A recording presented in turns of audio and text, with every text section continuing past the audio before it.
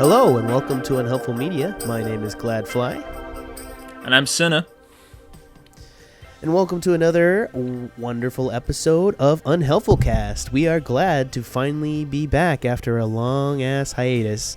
How you doing, Senna? I'm good. I finally watched another show that you have also seen that we can talk about. So that would be good, yeah. Mm-hmm. So just wanted to give up. If anyone wants to contact us and give us some recommendations as well as some questions, we would really appreciate that. You know, we do this for fun, and getting love out there would be nice, and it'd be affirming, and we'd probably mean we'll keep doing more of these. So give us your love, and we'd love to hear from you guys. So yeah. Or at least like one person if they want to send us questions. Give us your love. All right, what are we talking about today, Trevor? We're talking about Rokka no Yusha, Braves of the Six Flowers, something you described as Agatha Christie the anime. Oh yeah, I did say that in my review. Yeah, oh, Lord. Did a little 3-minute. I probably like any. It's well, more. I mean, it's pretty fair. I mean, there are a lot. Yeah, I think so. Yeah, I've never seen an anime do Agatha Christie before, so I'd say it's pretty fair. Not that I've seen all the anime there is. All right, before we go any further, let us first say that Rokka no Yusha is primarily a mystery anime, despite what the first 3 episodes are show.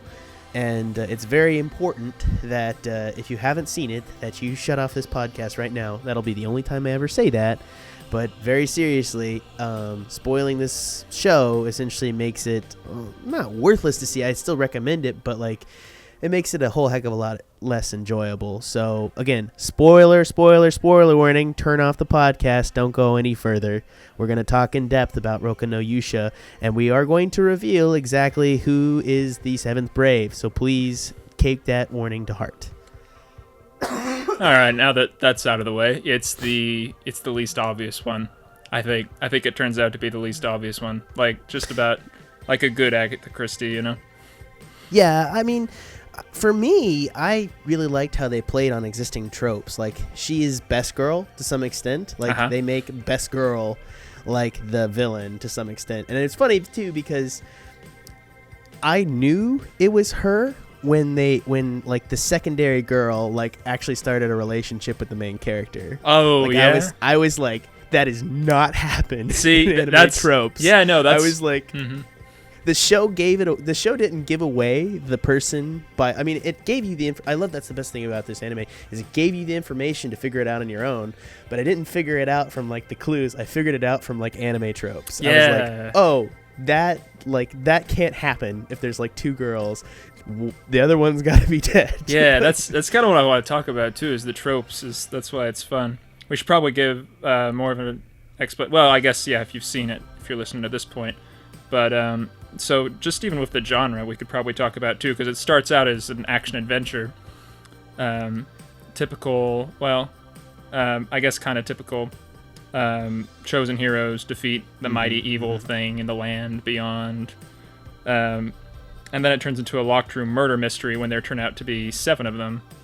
And so of the 6 flowers, so it's the whole part of the prophecies. There must be 6 of them, and it's who is the chosen of the 6. And there's whole things about some of the ones have been dying off, and so thus there must be 6. And then 7 show up, and it creates, and they get locked into to a secure location, and they can't leave until they figure out who the 7th is, which makes them all question each other. And it can be any one of them, and I think it's really surprising based upon the first 3 episodes because let's be honest, other than that first fight, there's not really much. Not a lot going for things. It. Yeah, no, it's got a very interesting setting. Like it's very what would you see, like Mesoamerican, like Aztec, Incan Empire kind of style. But it's largely, I really like that. Yeah, it's largely superficial though. I mean, I read Agatha Christie's Wikipedia page as the extent of the research I've done. Like she was always interested in archaeology, so I thought maybe there was a connection there. But I think it's just kind of there for fun. I'm telling you, man, that line I used is more hyperbole than anything else. Oh well, no, yeah, but I mean it's so true though. Yeah, no, I do, and I think it surprises you because literally, like, you know, they introduced this. And I actually saw somebody tweet this out a couple days ago. Like, somebody that didn't like it was like, there's like, oh, it was such an interesting setting, and it was so unusual to use Mesoamerican stuff, and then they just like spend the whole time in like a pyramid. Well, yeah, I'm wondering if because do you think they're gonna go for a second season? I couldn't really tell. You've looked at the light novels. I'm gonna say no. I think they were prepared for a second season, but judging by this, did not do well in Japan. Yeah, probably not gonna happen. It did really poorly, actually, and so it's pretty assured that they're not going to do that unless there's like really good Blu-ray sales or something along those lines. It's a little too early to say, honestly, but judging by the base reaction and the fact that I will say this, there's been a lot of like little groups that have popped up, be like, review this show, and they're trying to go after like famous reviewers on like YouTube and stuff to try to get them to review the show to get hype up about it. People that aren't us, yeah. Well, I mean, I would like to see the second season. I don't like how it ends, though. I wish it just had an ending. Like, I wish it just like ended there and like made like allusions to them going on to actually save it. Like, I don't like it sets up another mystery because it just feels so contrived. It feels so contrived. It's pretty cute. Yeah.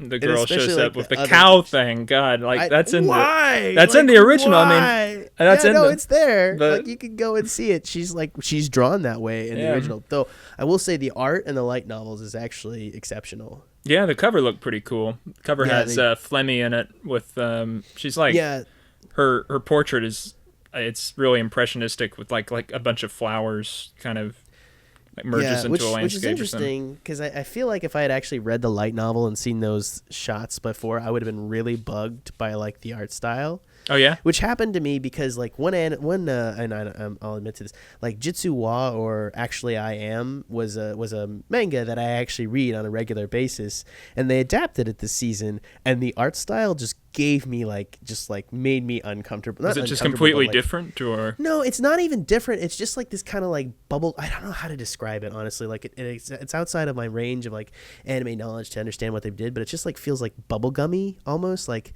almost. I don't know how to like. It's just like not gummy, like not as in the motion itself as movement, but it just like feels. See, now I'm just thinking of there's actually an anime called Bubblegum Squadron, and that's what I'm thinking of now. I know. It's just like all you can think about. Oh man, but I need to stop saying that. But yeah, shut up. But the point is that like the art style and the adaptation, I feel like if I'd seen those arts and I feel like, you know, for instance, like Flamey always has that weird ass flower on her hat and to hide her horn in there. But I feel like if I'd seen that, I was like, you know, really the only image of her is just an artistic, representation of her and some flowers. So like, why the heck did they make this like weird head? I don't know. Yeah. But I mean, I still think the art style was good. It was heavy digital is the one thing I would say. You talking about the CGI fiends monsters? Yeah. Those really bugged me actually. Like, it actually is why I dropped it initially is because it had that one good fight scene with them in the Aztec temple, and that was like the whole premise of the season, but it only really happens in one place. Like literally we only see an Aztec city once, and then we only see that one fight scene, and that's like the whole basis of like all that other stuff, because then they just leave the city and are in forests and fight like really terrible, and then there's a flashback to a village where the protagonist grew up that just has nothing to do with except maybe the costumes. Just like it's they don't actually go into the village. It's always on the outskirts, and him like and then he's in when it's burned down. So it's really, really hardcore just window dressing. I was wondering about that CG with the fiends, like trying to justify it. Like maybe they took away budget there so they could make that first fight scene really cool, and the rest of it like. Well, the first fight scene has CG elements, especially when he like throws out the darts. But like, for whatever reason, it's just. I mean, I'm not doubting that they didn't put like a ton more money into that scene than anything else. Like they did. Well, the one with Adelet versus Hans, the cat guy, is pretty good too, right? Oh yeah, no, and even the following. I mean, with what is it? What's the swamp girl? Chamo. Yeah. When she's going, like she does kind of the fiend thing, and Mara has some heavy. When she does her mountain thing, they're heavy CG stuff. But I don't think they're bad fight scenes. And Nashitenya has the things. But I think it's really good use. Like when they're fighting 1-on-1 against humans, like there's a much more interesting thing going on. The powers are interesting. Like the power, it's interesting because like I'm not like butting up on CG. I don't dislike CG. Like I love UFO Table, and but that's an amazing budgetary works of like, they obviously never had that kind of budget to do anything along those lines, but like I like the use of the CG in those situations, especially like looking at the powers or that. It's just like when it's very nondescript fiends, and really like I was like, I can understand that those are cool character designs, but they're entirely CG.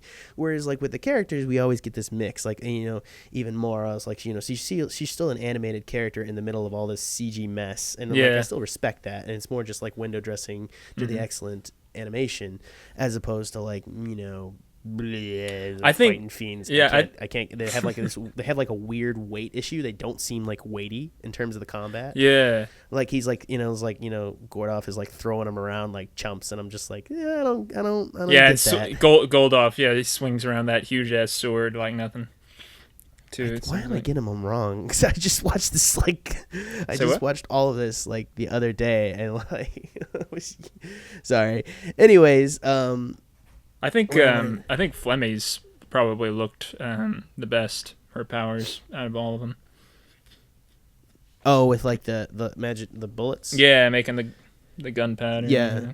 Well, I thought it was a really weird mix of abilities, and I think the interesting use, it's the Saints is like an interesting mix, and I liked the concept of the universe itself. I mean the main premise is essentially what made me drop it, because it was so boring in nature. Yeah. But they're flipping the fairy tale is the idea, and and once you realize that concept, like, it kind of like the whole boring aspect of it, and the fact that they never actually deal with the main point of the story that they prophesize in the first 3 episodes, it just doesn't happen. And I think that's why this one did so poorly for me, is because like I dropped it. Like I dropped it after 3 episodes. If I had known anything else about it, I wouldn't have done that. Like the information wasn't out there, and then they present 3 really like weird episodes, and it's good in context, because if you go back and look at those 3 episodes, they provide you all the clues to solve the actual mystery. So it's really important, but at the same time, like they don't like show anything in terms of like what's actually going to happen. Yeah, there's no hints in those first 3 episodes that it's going to get flipped on its head. I mean, you yourself have like a 3 episode rule, right? So I mean, you would expect some sort of clue that they were going to do that in the first 3 episodes. I truly believe in that. If something doesn't impress me, like for 3 episodes, like I'm not going to give it the time of day. Like I'm sorry, and I know that's wrong, and a lot of people say like you have to watch a full season to really judge it. But like when there's so much stuff going on, like right now we're in the start of the new season, and like I have no time, and I look at other people's recommendations, and I was like, if something bores me for 3 episodes at the start of the season, I am going to drop it.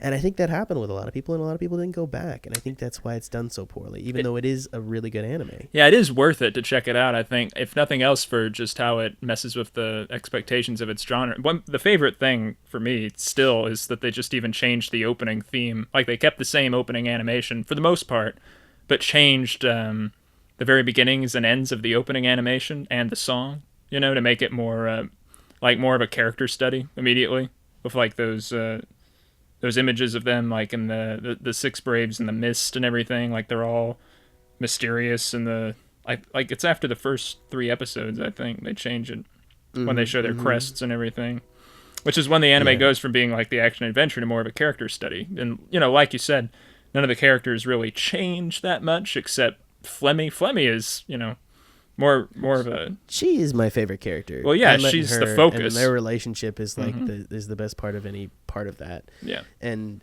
I think it's interesting too. Like they're the least suspected from like the characters' view set. Like we exist from their outside view set because we actually approach where they all get trapped together from their perspective. That's from like Flemmy and like from Flemmy and Adlet. Like they get together and then they move into the thing. I think, and then from their perspective, I think we kind of divert out from there. So like they're the most like untrusted, but like they're definitely like the viewer's characters. Also, like for instance, Adlet has like a great knowledge of science, but he doesn't have a knowledge of saints, which makes Flemmy have to like explain the actual knowledge of the saints to the audience. Like he is the audience. He's like the everyman in some ways, but in some other ways it's like he has more knowledge based around like modern knowledge as opposed to that. So they're framing devices for the whole narrative, but it's interesting. It's an interesting use of like time and the relationship, and I think that's why they're fleshed out and they move forward. But then everyone else is still like everyone is fleshed out because it has to give them some level of motivation to justify or make them suspectable in terms of like the audience's eyes. Yeah, right.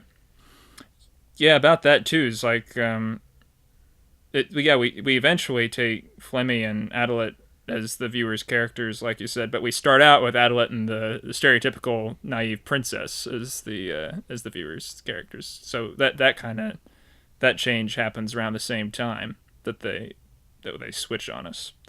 You know. Yeah, and I think Nasha Tenya is a weird character, and it's funny too because like Let's start with the bunny ears. May we start with the bunny ears because yes, we may start with the bunny ears. That was when you told me about this anime and I watched your review and I just saw the bunny ears. That was the one thing where I was like, I was like, turned off of it a little bit, but then part of me was just like, I gotta find out what the deal is with that, and then it's never explained except that it's maybe it's explained in the light novel. Oh, is it? Yeah. Okay. Yeah, they're just part of her helmet. Yeah, I mean that's apparently that's kind of what I was thinking. But there's a whole other thing where she's like fused with a fiend, and I don't know if that's like part of her fiendish nature, but like she takes it off like in the first episode, and like in the first episode she doesn't have the ears in there. When she goes down and she's like acting like a maid and all that jazz. Right. Yeah. Which is I really like it because they use that conversation was so cleverly done. If you go back and watch it, you'll watch it and you'll realize like they're putting hints in here as to her actual character nature, while just like disguising it as a sort of, I guess, like they're really disguising it as like a main best girl kind of speech, and they use it, and it's really interesting how he perverts tropes. I mean, it gave him away in the end, but at the same time he's using the trope to hide the villain, and they do that, and I love how they don't make her like manipulate. I mean, they do in the end a little bit. They make her manipulative. But like you talked about that first conversation when she's pretending to be the maid and he's captured. Yeah, and she just comes off as really, flighty. And I disagree. I think she comes off as intelligent there. Oh yeah, okay. Like she does that. Well, no, maybe that's not the best word for it. But like, what we later see as her not being manipulative, but being like able to control her impression of him. Yeah. And she even says it in that conversation. She's like, "You're really stupid, aren't you?" Yeah. That's and she great, says that at the end as well. And it's like you were being yourself, and then you shifted the character as it went through. And I've read some interesting like deconstructions of like the shot selection in the movie to suggest like each of the characters is paired up, and each of them in a sort of way, and they're paired up and like shown together in that like sort of like function, like Adlet and Flamey and like Goldoff and what's her name? Damn it. Hans and Mara, and they're like paired up in certain ways, and then Nasha Tenya just doesn't have any natural opposite. Are you saying people are analyzing the way this anime, like the shot composition says something? People are analyzing this that much? My God. I don't necessarily buy the reading. I do think that there's general framing devices. For instance, like we always get Adlet in like a mainstay, like single straight on shot. Yeah. And then Goldoff is always shot from low angles, which is contradictory to like some of the other characters who are always shot from high That's angles. Why I suspected him. No. Yeah. No, it's definitely, I think it's more complicated than that. I think in the anime shifts depending on like the scene. So for me, I don't read any major thing that's going all the way through. I don't think that they were actually like highlighting who was like the main villain at the beginning of the thing. I think they used that to kind of show who they want you to suspect at the time, and him looking down. And I do think I did suspect Goldoff until like his conversations with Nasha Tenya was happening, and I was like, it doesn't make sense. It doesn't make sense. Yeah. So who did you suspect? I'm curious. Who did you suspect? I got on the phone with you like 3 episodes before the end, and I think I said that I felt like I was supposed to suspect Mara or Goldov just because, I don't know, I didn't feel like we ever got that much information about him, but he was just kind of simple. But it turns out he was just kind of simple. But I even said like it would be cool if it was Nasha Tanya just because she's the least likely, or it would be really twisted. And is she really the least likely though? See, like, Yeah. I think the information is there. They just present it as the least likely because Mm-hmm. it's actually the information of the character that you have like the most time with theoretically, like from the audience's character's Adlet. Like we know he didn't do it because Yeah. we see him the whole time there, and we know see he him didn't do get the it. crest. We see him get the crest. We see the so. actual interaction that leads to him being accused. Yeah. I mean, unless they it could have been Adlet technically, or like had done something really weird like that. But honestly, Unreliable narrator, but that would be like that's a really shitty twist. I'm sorry. Mm-hmm. Like it's much more, and the mystery is much more interesting when it doesn't do like a full here's your universe. You were wrong about it from the whole time. I was like, yeah, then I don't trust anything. And then the narrative isn't powerful. It's powerful because the facts are there. And I think that's the best part about Nasha Tenya is like the facts were there. Like the things that came across as like subtle jokes in the first episode really was like her actually feeling out Adlet and figuring it out. And the audience has the most screen time and probably feels comfortable with her. But then you notice that like halfway through the anime, she just totally disappears into the background of everything and then doesn't come back until she goes crazy at the end. You're like, why is she going crazy? Like, what's going on here? And that was like uncomfortable. And then it dawned on me. It dawned on me before she essentially went a little bit crazy. And I think, again, it's like the whole romance with Flamey. I was just there and I was like, there is no way that they're doing this and gonna allow like Nasha Tenya to continue being like a major character. Like, there's just no way. Well, let's talk about, as long as people are analyzing the shot compositions, I feel like I can get away with doing a feminist reading. So let's talk about that trope of what character you called her best girl. What exactly is that trope? Okay, so that is actually a reference to a line that Flamey says, and it's actually a really good line, and I like it.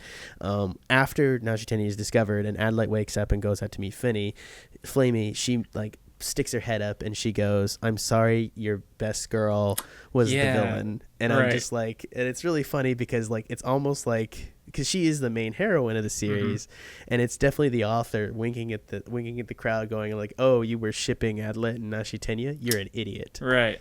And I think he's also making a comment like, Flamey and Adlet's relationship is the best, and I didn't write in a relationship between Nasha Tenya and Adlet, even though you were really just like you really want her not to be the villain because she's not going to be in the second season, and to like have a lot of more fan service, since her crest is like in the middle of her tits. Yeah. Which is, she was a little bit of fan service, and more so than Flamey. Just I don't know why more so than Flamey. I mean, Flamey is wearing like almost like a what kind of bra? It's like a strap. I don't even know what that is. It's just a strap. Yeah. It's not really clothing. I don't really think we can. I think we can legally say she's naked. That's essentially. Well, I don't know if you want to like weigh in on that. But what I'm curious about your feminist reading. Well, yeah, if I was to comparing describe those two. the trope, I would suggest that she presents herself as the main heroine of the piece and then fades into the background only to be more of a side villain to some extent. But the point is that the trope itself is like you're reading her as having main characteristics. It sets her up as the main romantic interest and then doesn't follow through on those tropes. It follows through on them enough to keep it in the game, but then lets it go. So it subverts the main romantic partner interests. Yeah. And again, kind of does the side buddy cop thing with Flamey hates him, then goes the full tsundere route, which is interesting enough, but with Flamey, because she is essentially a tsundere. Yeah, in that she says she hates him, or that she but it's more honest about it. She's like, I hate you, but it makes me love you because you make me love life. And I don't know, let's not talk about that one. Right. But I am curious about how you think it's a feminist reading. Like, what do you interpret that as? Well, for me, the trope that it's messing with is less that she's a main character, and part of it's the love interest, but it's even less that than just helpless, naive, innocent princess who doesn't know very much about the world, and the other characters perceive her that way and continue to like. That's her cover, essentially. Is that and it's funny too because she has to tell Goldov to her her protector that he doesn't need to protect her too in the early episodes. I think that was even maybe the second one when they get into battle, and he's like, "No, I'm gonna do it all for you. I'm gonna make sure you're safe." She's like, "Well, no, I can fight too. It's all right." But which is again. it's the double meaning. Her whole character through the whole thing has a double meaning. Like in the earlier bits, it just kind of presents her as essentially like it presents her in a manner to suggest that she's really just not, she's not confident in her abilities, and she wants to be proven as part of the team, even though she's not totally confident in them. And so like it has that thing like, oh, she's just not aware of the world, and which actually I think she isn't aware of the world, because I think they play that out. It's like the concept of 500,000 lives means nothing to her, essentially. So it's just her unawareness of the world, and like her royalty aspect doesn't mean, it makes it impersonal. And she's like, we can make everyone happy just like sacrificing 500,000 humans. That's a good point. So for me, like, I do think that naivete is both unreal and true at the same time. Like, she's definitely controlling. She controls the individuals around her, and she plays with them like puppet pieces, but it proves to be less, naive princess and more Jesus, like just evil. So but like from a feminist perspective, why do you give it a feminist reading? Do you think it's like a negative stereotype to do that to a feminist character? I'm giving him the credit that someone approaching this with a feminist reading could really like it, and that she uses perceptions of femininity that are outdated as her cover, and that if you're stupid enough to believe them, that she could be that innocent, naive of a princess, then that's your fault. See, I don't want to give him that much credit. Like, I want to agree with you. No, I don't necessarily think he, did it intentionally, or that was a true motive of his. But I think you could bring that. It's not about giving him credit. It's more about like, because he wrapped up her actual motivation in true naivete.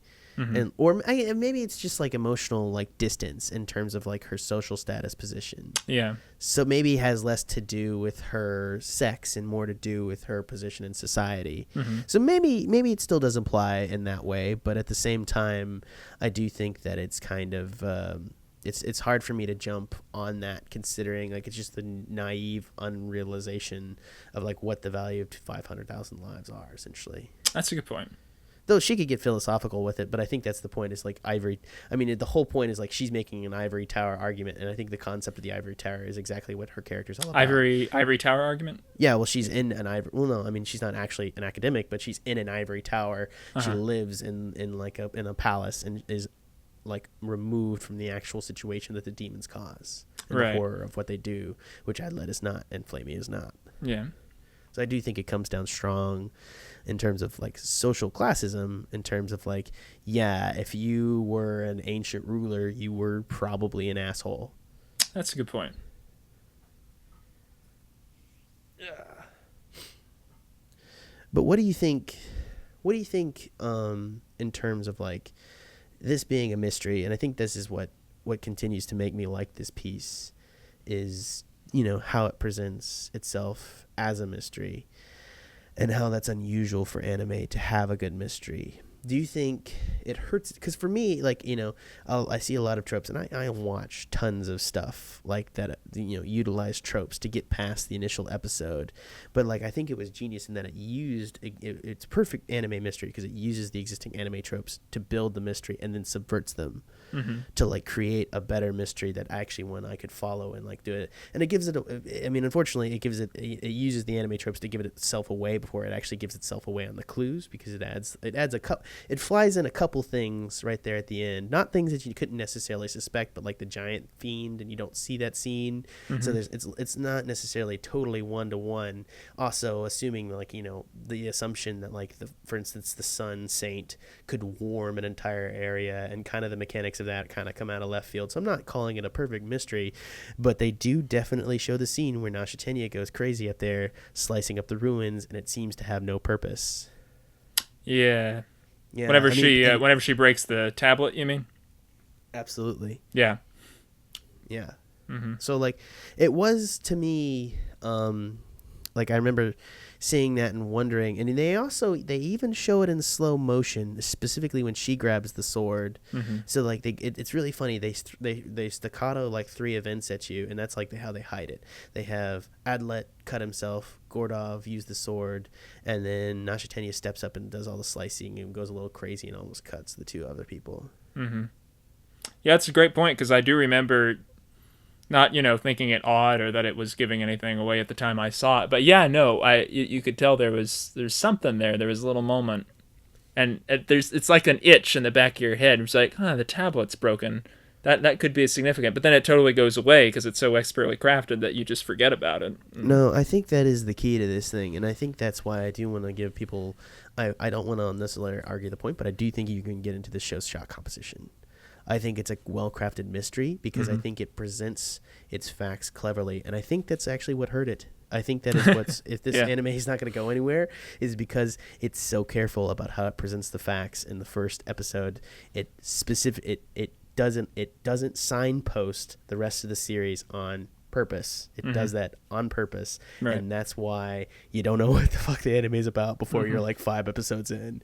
You're like, oh, are they just, because you're assuming like maybe this will be like a 3-episode little arc where they're in there, and like, no, it's the rest of the series. Because I remember doing that. I was like, are they just gonna be in here the rest of the the series? Because we're like at episode 7, and I was like, I don't think they're gonna get out before like and go to the Demon Lord before like this is over. And then like I'm at episode 10, I was like, no, that's just not happening. It was just like, I mean, I knew probably episode 7, but like I hadn't done research on the series, so like it's weird. It's like a weird experience if you don't know what's going on or have anyone to tell you. Like you're just kind of there and you're like, are they gonna stay here the whole time? Is this just like the story? And I think the thing is like, expectations. Like they're subverting your expectations, but it hurts it. And that there's this other story that like the thing teases over here, and they're not gonna get there. And that's the point, is they're cutting it off. And I think it's a good use of it's a good narrative tool, but. What are you saying? That's the risk, I think, anytime you try to subvert expectations, especially play with genre, Like you can make a lot of examples. The only thing that comes to my head at the moment is like, it's not the best example, but you ever see Galaxy Quest? Oh, yeah. Yes. That is a good movie, and no one saw it because they thought it was just a stupid parody, but it actually plays with the sci-fi genre a lot, Have you ever seen those trailers? They're really bad trailers. Yeah, I know, and that's part of the, I mean, let's not even get into how badly trailers market movies in the U.S., but yeah. Okay, I'm a fan of certain kinds of trailers, and I'll hold up certain things, and I love certain kinds of trailers. I mean, I'm not going to disagree with you that there's a lot of bad trailers out there, but like I think comedies are difficult. Mm-hmm. Comedies and mysteries are insanely difficult because how do you market that feeling you get when you're deep in a narrative trying to figure it out? Yeah, a mystery is something you get into. Yeah. You get into it and you get consumed by it, and then you move on with it. You can't pitch that in 2 minutes. Mm-hmm. And really, this is one of those things that just has to happen by word of mouth because it's not going to happen any other way. And It's just not going to happen. Especially for an unknown like that. Like, I'm going to go see, what's Guillermo del Toro's thing he's got coming out this month? I can't remember what it's called, but he's got what is it? He's got a mystery thriller coming out. Though is he directing, or did he? I think he just. Produced. I think he directed it. I think he directed it. I could be wrong. I've been hardcore burned by some of the things he's produced as opposed to like direct. Yeah, because he's done some little projects where he's like produced some stuff. It's like Quentin Tarantino. Tarantino will produce anything. Yeah. Like, where was that movie? The Man with the Iron Fist. God, with Reza. Oh my God, that movie. That I really wanted to see it, and I took a bunch of friends to it, and I like lost movie picking rights for like the rest of my time at college because they were just like, no, you remember The Man with the Iron Fist? We sat through that. You made us sit through that. Lucy Liu like having a little fan thing, like throwing it around, plot all over the place. What the hell, Jack? You don't get anything. None for you. And I'm just like, Also, we should probably just say our real names. Sorry, I keep doing that. It's I keep right. just saying it might just he's be Trevor easier, and I am Jack. So no, not our real last names, Jack. I didn't say our real last names. Oh, I thought you said mine. I didn't hear you. I said Trevor and Jack. There you go. That's it. Cinna and Gladfly, respectively. So there you go. But I think Rokka is gonna be there's not much to say about it other than like it's something you should go watch. I mean, it's a competent mystery. And I was trying to think the other day, and I think this is why I recommend it, is because like let's think about other anime mysteries, and really the best one I can come up with in my head is actually like Full Metal Alchemist Brotherhood. Oh yeah. Well, I mean, it's been a while since I watched it. No, I mean, I'm not. I mean, it's not actually a mystery, but like in terms of like something, and I'm sure that we're just straight wrong, because I'm sure there's going to be some detective story. Hey, don't let me into this. I don't know what you're talking about yet. Well, no, I'm just saying like I'm sure there's better anime mysteries out there, and like there's good. I mean, well, Ghost in the Shell has some mystery elements that are really great, but the thing with that is you're not given all the information. Like, this. That's, so, you're not expected to understand the universe. So when the reveal, I'm not actually criticizing Ghost in the Shell, because it's like the rock and stone upon which my anime world is based. Yeah. But the point is like when they pop mysteries in your face, it's based more upon like, this is a thing you didn't know could happen in this universe type of thing, or like this is the thing where this character was capable, and you're like, oh yeah, cool. I wouldn't have got that, but cool. Like, it still happens that way. You still enjoy the series, but it's not it's an action series. It's not under the expectation that you could have figured out who was the criminal. Right. Because they figured it out using cyber methods, and you're just like, no, that's not something. Whereas this one does present the facts. And I think that's another thing is like, for instance, FMA presents the facts, and I'm talking more here about like plot reveals and figuring out who did what. It doesn't actually give you the facts. It just presents a mystery, but I've never been so riveted as when I was actually figuring out like the mechanics of what was actually happening. And it's funny too, and maybe I'm actually painting it because I saw the first FMA series and didn't like the ending, and then went back and saw Brotherhood and was like, yeah, that ending fits that. That's exciting. Really like it. Like, I like what's going on with that. And maybe that's just like, and I think this is actually incorrect as I speak it out aloud. I'm just like, because I'm really just comparing like reveals in anime as opposed to like a true mystery, because I really can't think of anything that approaches something where it actually presents facts in such a manner as to give you the information ahead of time. And it does do some bullshit last minute reveals of information with the Saints and the Sun Saint and the fiend that ate her. So like it does do a couple things to kind of confuse you along the ways, but it does give you the hints about Nashitenya, and that's the big thing, is it at least tells you the main mystery of who the Brave is. It doesn't necessarily show how she did it, but it gives you the information and subverts the tropes and points the finger without you necessarily knowing it until after the fact, when you go like, oh, it's obvious, of course that's who it was. And because like once it's done, you're like, yeah, it was never going to be anyone else. But until that point, you truly don't know. Like, and I know that's not to say like I did suspect Nashitenya, but like it wasn't until the final moment that I like knew it. Like I could easily have seen it being Mora. Like it's true. Like you're at the end, you're like, I mean, they could pull Mora or Goldoff or like anyone out of the fog right here, and I would believe it. Yeah. I'm not even gonna lie. For a little bit there at the end, I suspected like Adlet was. I mean, right before the last two episodes, I was like, it could be Adlet, and they could do something really bullshitty right there. I mean, that'd be terrible, but they could do it. So, I mean, it wouldn't be supported by the narrative at all or anything along those lines. But you never know. People are terrible. But I think that's why I think I support it, is because it does give you, that little bit. Any other readings about it? The only other thing I can say for it, that it has going for it is how consistently it used just the genre of a mystery, and how much you suspect another person to actually build the relationship between Adlet and Flemmy is actually just trusting another person. And then in the end, it turns out that, people are basically good, and you kind of gets that because Nashitanya turns out to be a demon. So people are good. Kind of, like it doesn't. I don't want to simplify it that much. I took it way more nihilistic than that. It was like they were gonna kill each other. Yeah, like that was going to happen. That was a thing that was going to happen. Hans, like they attacked with the intent to kill that guy. Mara was just gonna murder him, and then like even the little one was like, I'm just gonna murder everyone, just like until I find the last person. I don't give a shit. Yeah, that was fun. I did like that. I'm sorry, like they're a group of monsters. Like, and like that's the thing, is I think it's established, like that's why I would want to see a season 2, because like I was like, as soon as they have doubt or there's an issue, they're gonna fall on each other like wolves. Like it's not even a question in my mind. Like they are terrible people to some extent. Not Adlet, but like I do think that like, and like I love. Was like Adlet the one good person, or like? He's not necessarily a good person. I like his backstory because it does show that, you know, his smile is bullshit to some extent, because he has like essentially a full, you saw it, you know, the philosophy. Like I did like that, like showing us like, you know what, this is a bullshit exterior, but I'm using it to stay strong. Yeah.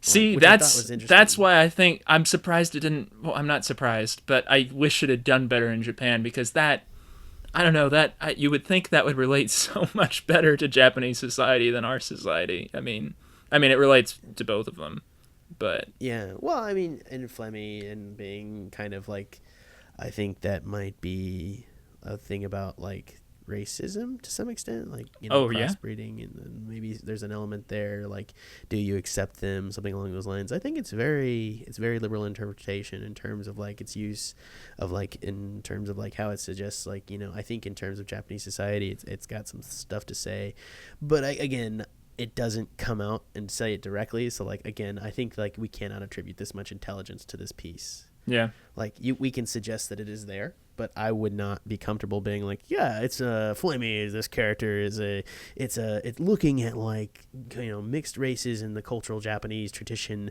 and how they're not accepted. No, that's bullshit. Like, you know. Oh no, yeah, I wouldn't go that far. You can read into it, but I would not be comfortable making the exact statement. Same thing with any kind of other political statements about the piece. I do think there's a bit in there talking about essentially like you know, self-assured destruction by like everyone looking at each other. I think that is in like the air of like mystery, but I don't think it's like, not from like a political standpoint, but I do think from like, I think they're making a comment about how close we are to like murdering each other. No, I don't even know. That feels wrong, and that's the thing, is like it's subverting me, because I feel like it's wrong. You know, it's subverting. I think the point that you need to look to is the fantasy fairy tale that it is subverting a little bit. And they talk about like, you know, the MC, the main character, is the strongest man in the world, and everyone's looking at him like ridiculous because everyone else has like these insane powers, and he just is like, he does the typical MC thing where he's just like, but I'm gonna figure this situation out with my super brain power, and I'm just like, okay. Yeah. And then eventually he does admit he's average, in a way. Well, I like that bit. Yeah. And again, I'm going to hold up like that relationship with him and Flamey was probably what made me truly like it. Yeah. That bit right there was like the most real, not real, I mean, I don't know what's real in this world, but like I thought it was a very enjoyable relationship that was fleshed out. Yeah. As far as any like anime romantic relationship truly is fleshed out. Yeah. Like I think that one was believable and well put in there, and like the moment that I like felt something for that relationship and started shipping them, I was like, holy crap, like I did not like Flamey from the word go, and I think that's what it is. Yeah. It puts so much information about her in there and makes it so believable that he'd actually say that and I like her reaction is like, you're just like, especially when she starts after he says he loves her and she just starts shooting at him. Yeah, that is exactly what she does, and it doesn't take the easy route in that relationship. It doesn't take the easy things like, oh, I believe you and I do that, and it's like, because it subverts that. It subverts that really excellently, and it just says, no, you're an asshole. We have this climate of fear. I'm gonna just shoot first and ask questions later. Right. And then she actually buys into it through like actual good usage, and like, I mean, she does eventually buy into it, but like they at least subvert the initial response, and I believe that. I believe that.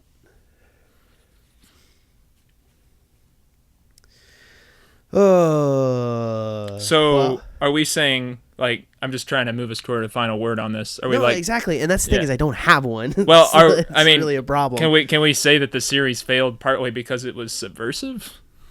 If it subverted expectations, or because it didn't handle those expectations well enough? Like it could have done this if it was more transparent about it, or more upfront about it in the first 3 episodes. It could have been more successful. Or do you think it was just like a bunch of different things, and there's no rhyme or reason in us trying to find, say why it didn't succeed that well in Japan? Well, I think for me at least, I'm going to be really depressing here. The reason it is good is also the reason that it failed. They go hand in hand, and it's also the reason that we're not going to see anime like this See, that's what I was trying to get you to say. I knew exactly what you wanted me to say, and I'll say it. I'll be the annoying little guy who's just depressed about the state of the industry and everything else. Whatever. If you want me to say it, I'll say it. The point is that unfortunately, it doesn't do well because it subverts the genre types, and you don't have as much of a broad mass market appeal, which is, and even I'm guilty of this, because like I want a show like Monster Musume this season. I want a harem show, and I haven't found it yet, and I'm going to keep searching for it. And that's the thing, is like I'm realizing I as a person am doing that, and it just drives me nuts, because I was like, I dropped Rokka and I drop another show like it, and I know I would, and it just makes me realize like sometimes like things are not fair. But unfortunately, the reason that we have so much a buildup of like genres and arcs and types, and that's how it essentially works so hardcore in anime, is because it makes them presentable. Like I jump into a series with a bunch of like archetypes, and I know what the characters are. I know those characters. I know who they are. I know what's going to do. It's not going to necessarily subvert them. It makes it easier to jump into the middle of a series and just move on with the plot, as opposed to building up characters and really developing them, which is what Rokka takes the time to do,